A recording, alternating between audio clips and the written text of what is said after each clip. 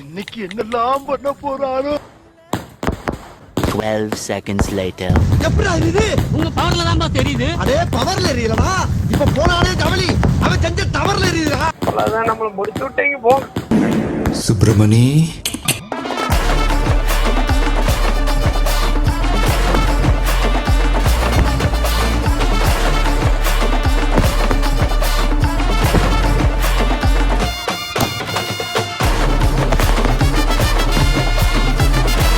குமார் அவசரப்பட்டு